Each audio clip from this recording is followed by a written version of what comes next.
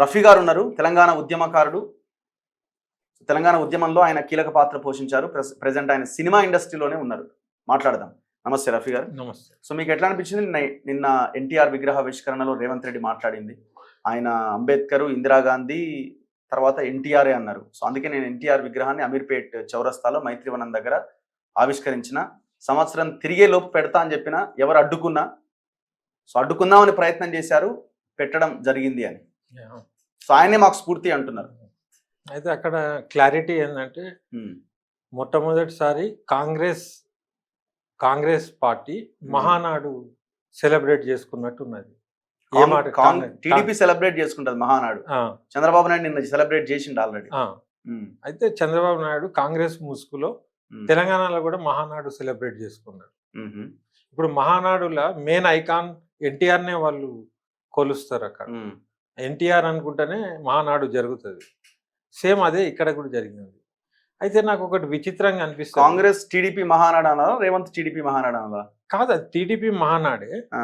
కానీ ఏంటంటే just dressing మొత్తం కాంగ్రెస్ లాగా ఉంది. ఓకే. అయితే దాంట్లో డౌట్ రాకుండా ఇందిరాగాంధీ ప్రస్తావన, అంబేద్కర్ ప్రస్తావన ఇట్లా తెచ్చి మళ్ళీ ఎన్టీఆర్ అనుడే ఉన్నది. ఎన్టీఆర్ని హైలైట్ చేయడానికి అంబేద్కర్ స్థాయి మనిషిని తేవడము, మళ్ళీ ఈయన కాంగ్రెస్ కాబట్టి సోనియా గాంధీని కూడా తేడు. ఇప్పుడు ప్రజెంట్లో ఉన్నది ఉనికి కాబట్టి ఇందిరాగాంధీతో పోల్చుకుంటూ ఎన్టీ రామారావుని ప్రమోట్ చేస్తుండ్రు ఇంకా. ఓకే. అయితే ఇక్కడ పాయింట్ ఏంటంటే ఎన్టీ రామారావుని మొత్తం రాజకీయంగా సమాధి చేసిందే ఇప్పుడు విగ్రహాలు పెట్టేటోళ్ళు. ఆయన విగ్రహాల వరకు ఆయన చనిపోయి ఆయన కీర్తి మొత్తం నాశనం చేసేసి, అంత పెద్ద మనిషి అంత కీర్తి ఆయన ద్వారానే మేము వచ్చినాం అంటున్నారు కదా. మరి మీరు ఆయనకి ఇచ్చిన మానసిక క్షోభ గురించి కూడా మహానాడులా చర్చించిరా? మరి అంటే చచ్చిపోయినోడు అడ్డం రాడు కాబట్టి ఆయన సావును కీర్తిగా పెట్టుకొని రాజకీయం చేస్తున్నారు. బతుకున్నప్పుడు ఆయన ఎట్లా చూసుకున్నారు, అది ఇంపార్టెంట్. అయితే ఆ విగ్రహం పెట్టును బాగానే ఉన్నది, ఎన్టీఆర్ అంటున్న బాగానే ఉన్నది. కానీ ఇంకా కొద్దిగా డీప్గా పోతే మరి ఆ సీన్ అన్ని యాదకు రావా? వైస్రాయ్ హోటల్లో చెప్పులతో కొట్టుడు, గవర్నమెంట్ని కూలగొట్టుడు, ఇవన్నీ కూడా వస్తాయి దీంట్లో. వీళ్ళందరూ కూడా ఎవరైతే ఆయనకు రుణపడి ఉండాలనో వీళ్ళందరూ కూడా ఆయనకు రివర్స్ అయిన వాళ్ళే. అయితే ఇదంతా ఒక రాజకీయంగా వాడుకుంటున్నారు అంతే. ఎన్టీఆర్ని రాజకీయంగా వాడుకుంటున్నారు. సరే, రాజకీయంగా చంద్రబాబు నాయుడు వాడుకుంటాడు ఆంధ్రప్రదేశ్లో, తెలంగాణలో రేవంత్ రెడ్డి ఎందుకు వాడుతున్నాడు? ఇప్పుడు ఈయనకు పెట్టుబడి పెట్టిందే వాళ్ళు. ఇప్పుడు అంతకుముందు చంద్రబాబు కూడా మహాకూటమిలో భాగం అనుకుంటేనే తెలంగాణలో ఎంట్రీ ఇచ్చిండు. అప్పుడు అనుకోకుండా గెలిచి ఉంటే ఇప్పుడు ఉండేదే అప్పుడే జరిగేది. అది అనుకోకుండా ఓడిపోయింది కాబట్టి తెలంగాణ కొద్దిగా సేఫ్ ఉండే. ఇప్పుడు ఏమైంది? రేవంత్ రెడ్డి రూపంలో చంద్రబాబు నాయుడే ప్రమోట్ చేసిండు. ఆయన సామాజిక వర్గం వాళ్ళే ఆయనకు అండగా ఉన్నారు. అందరు అంటారు రెడ్లు ఆయనను ప్రతిపాదించారు, రెడ్ల మనిషి అంటారు. అది ఓకే, ఆ రెడ్డి ఫీలింగ్తో ఉండుండొచ్చు. కానీ ఆయనకు పెట్టుబడి కానీ ఓట్లు కానీ ఫుల్గా వేరే సామాజిక వర్గాలు ఎక్కువ సపోర్ట్ చేసినాయి ఆయనకు. అదంతా రుజువు అవుతుంది. మేము అప్పుడే చెప్పినాం ఇట్లా అవుతుంది, యూటీ గీటీ ఇదంతా పెద్ద ప్లానింగ్ ఉంది, 10 ఏళ్ల ఉమ్మడి రాజధాని ఖతం కాబోతుంది. మీరే సాక్షులు, మీకే చెప్పిన. ఇవాళ మీరు ఒక్కొక్కటి చూసుకుంటా పోతుండ్రు. మొన్న మోడీ రావడము, వీళ్ళందరూ కూడా ఒక క్యాలెండర్ లాగా రాసుకున్నారు. ఈ ఇయర్ వరకు ఇట్లా చేయాలి, ఈ ఇయర్ ఇట్లా చేయాలి, ఇప్పుడు ఇట్లా చేయాలి. ఇప్పుడు చూడండి ఎంత దారుణం. మోడీ వచ్చి వీళ్ళిద్దరిని కలిసిండు, చంద్రబాబుని పవన్ కళ్యాణ్ హైదరాబాద్ వచ్చి కలిసిండు. అంటే తెలంగాణ టార్గెట్, అటు ఆంధ్రోళ్ళకి టార్గెట్, అటు బీజేపీకి కూడా టార్గెట్. ఎన్డీఏ ఎట్లా సొర్రాలనే దాని మీద ఒక వ్యూహాత్మకంగా వచ్చేసింది.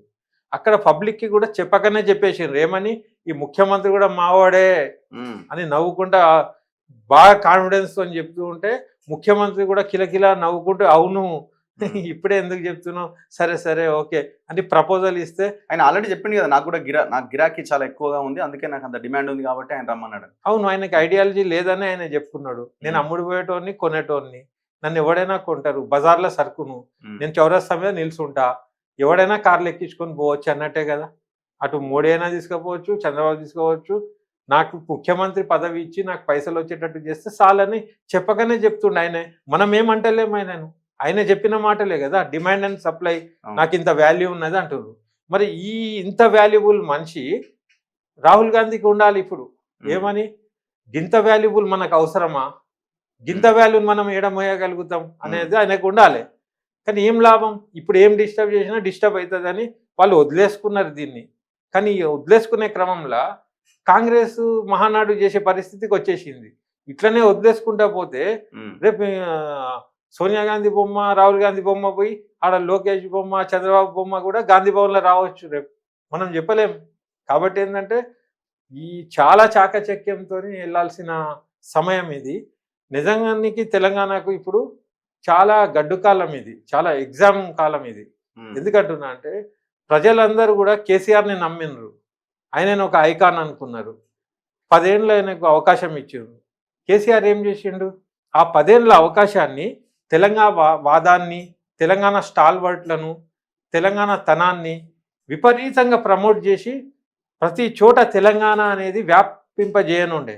ఆయన అది చేయకుండా రామోజీ ఫిల్మ్ సిటీకి వెళ్ళి ఇదేదో లోకంలోనే పెద్దది తలమానికం అనుడు, వాళ్ళకు ఓట్ల కోసము వాళ్ళ ఫీట్లో ఏదైనా ముళ్ళు పంటితో తీస్తా అనుడు, మళ్ళీ అక్కడ వాళ్ళను ఓట్ల కోసం వాళ్ళని కలుపుకునుడు, అన్నీ చేసిండు ఆయన. ఆ చేసుకుంటా రాజకీయం కోసమే ఏదైతే ఆలోచించిండో, తెలంగాణ తనాన్ని ఏదైతే కనుమరుగు చేసేసిండో, ఇప్పుడు కేసీఆరే వాళ్ళకి అవకాశం ఇచ్చిండు. ఇప్పుడు కేసీఆర్ బాధ్యత కూడా ఇప్పుడైనా ప్రజలకు క్షమాపణ చెప్పో లేకుంటే ఒక రిగ్రెట్ ఫీలింగ్ ఉండాలి.